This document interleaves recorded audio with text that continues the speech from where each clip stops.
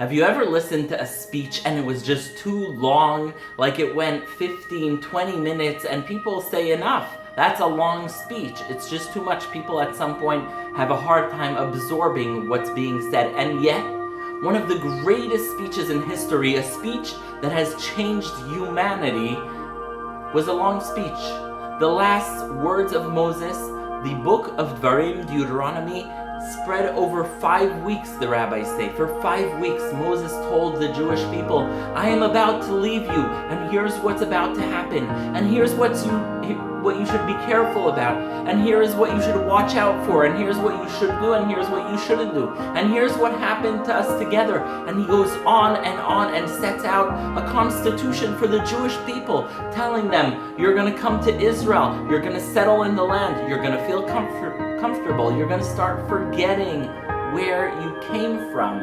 And so the speech changes the Jewish people. It changes the entire world. And yet, who is giving it? Moses. Do we remember what happened originally when God spoke to Moses? He said, Moses, please go speak to the Jewish people. You are the man. And Moses says, I stutter. I can't. I don't have the power of speech. I don't have the ability to verbalize things properly, and I shouldn't be the one. I shouldn't go. So how is it possible that the Moses we knew in Egypt, who's stuttering, who's humble, who's not really confident in his ability to speak, goes on and changes the world with his very words? There's a few beautiful explanations. One explanation is from a rabbi in Israel named Rabbi Stav. He says the following.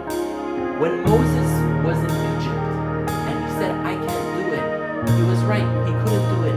But sometimes when we feel our calling is there, when we feel the need to step up and be leaders, the abilities come with that ambition. The abilities come with that responsibility. The abilities come with the power of that calling, with the power of leadership. And so indeed, Moses is standing in Egypt, and he's there, and he says, God, I stutter. I'm not able to speak properly. God says, you can do it. I believe in you. And so, Moses gets up there and becomes the most impactful orator in history. His speeches change everything. That's one explanation.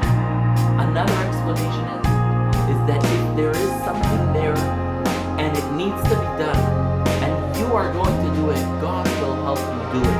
God will stand with you, and even though you didn't think you can do it, you will be able to. Not because you were really able to, but because you stepped up to the plate, because you took responsibility, because you fought for this victory.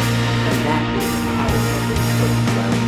The book of Devarim comes to these people and says, listen, you guys are going into the land of Israel. You have a mission. You have to be a mamleket kohanim, the Greek anointing. You need to be a kingdom of priests and a holy nation. And if you doubt yourself, you will not succeed. But you need to be confident. You need to know that you can do it. You need to know that this is your responsibility.